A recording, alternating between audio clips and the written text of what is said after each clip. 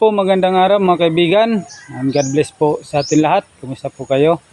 Ngayong araw po ay pupunta po tayo ngayon sa sa aking maliit na poultry at saka bibidyoan po natin kasi matagal na po ako na hindi po nakapag-upload sa aking sa aking maliit na mga manukan na RTL na ingitlog po. Kaya ito po papakita ko po sa inyo.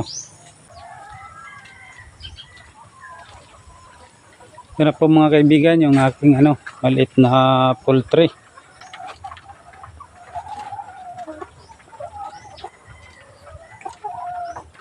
Yan po may may itlog na. Saka dun sa kabila may itlog na rin. Yan. May itlog din na rin po mga kaibigan. Yung na po yung kulungan po nila ay medyo na po bulok na. O yan po yung isa, sira na po yan. Yan. Mga na po ito, medyo mahina na.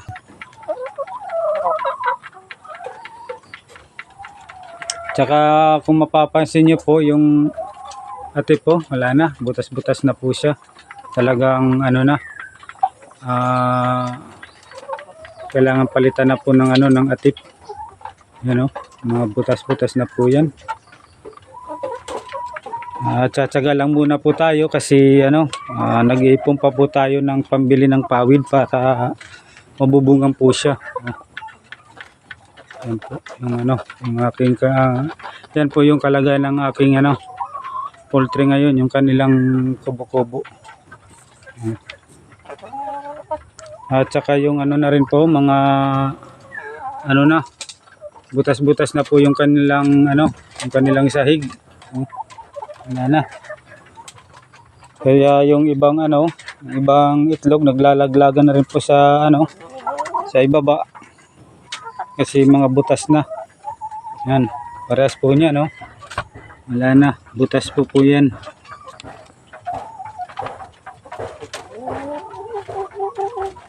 Ngayon ng itlog talagang humina po. Ewan ko po ba bakit tumina siya.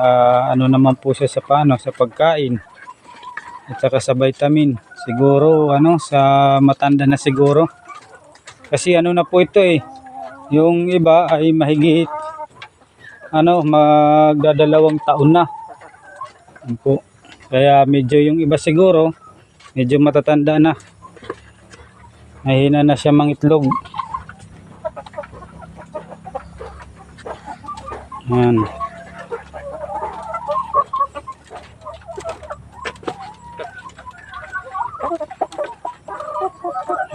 Bigan, itlog.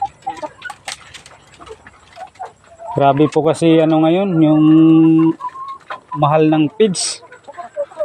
Napakataas na po dito sa amin ngayon. Kaya hindi ko po alam kung kung papatuloy ko pa to hindi na. Pero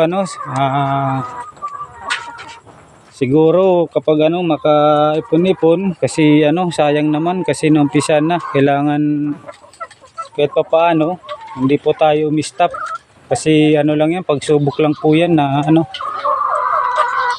hanggat may pambili pa po ng ng pagkain nila tsaka vitamin tsaka pag nangingitlog pa sila. Sige lang muna kasi medyo sayang naman kung hihinto tayo tapos ibibenta natin sa sa live weight po. Yung nila yung per piraso ay naman mura. Kaya hangga't tumitlog pa po kahit paano hindi ko muna po siya ibibenta. Sayang naman po kasi yung itlog. So paano naman ay may kunting tubo rin kahit paano. Kaya napatuloy lang muna.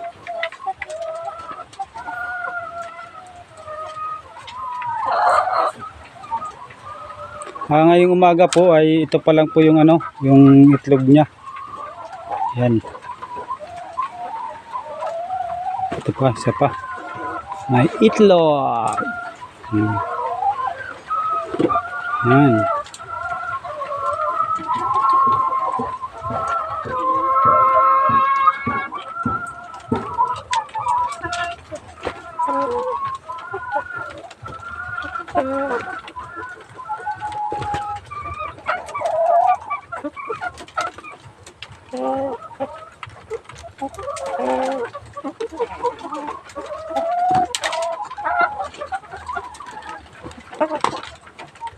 Meron pa dalawa.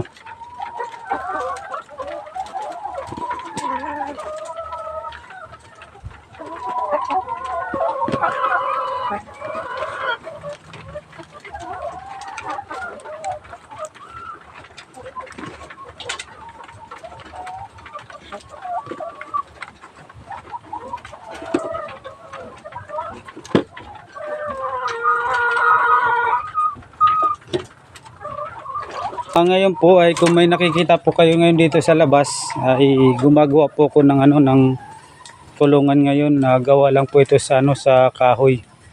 Yan. Dinadandahan ko po kasi ako lang naman po nagtatrabaho kaya hindi na lang po ito matatapos din. Tapos ito naman po yung yung aking sahig. Kawayan po siya kasi para po ay makatipid po tayo kasi sa materialis po ngayon mahal po ngayon kaya hindi pa po kaya ng aking budget kaya nagtiyaga lang muna po ako sa sa kawayan. Yan. At saka yung mga kahoy na malalambot. Yan po ang aking ginamit muna kasi para makatipid-tipid pa. Yan po yan. Ngayon mga kaibigan ay po tayo ng ng kawayan para po isaig diyan. Po natin ito papantayin kasi medyo po ito kasi makakasugat kaya lilinisan po natin ito.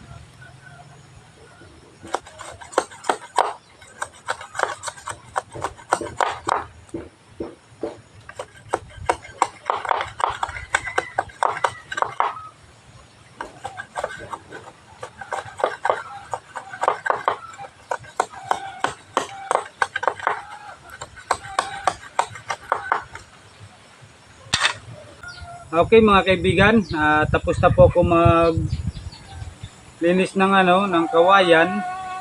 Ngayon naman po ay magsasahig na po tayo. Kaya umpisa na po natin magsahig ng kulungan ng mga manok.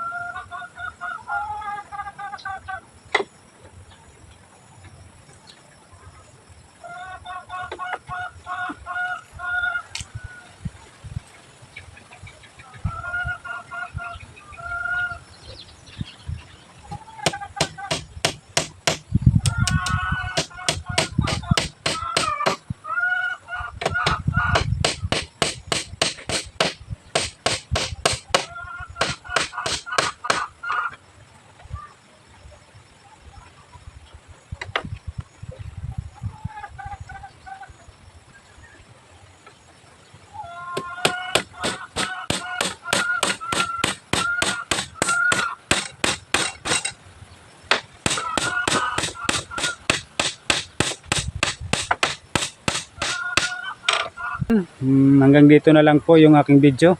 Maraming salamat po. Ang God bless po sa ating lahat.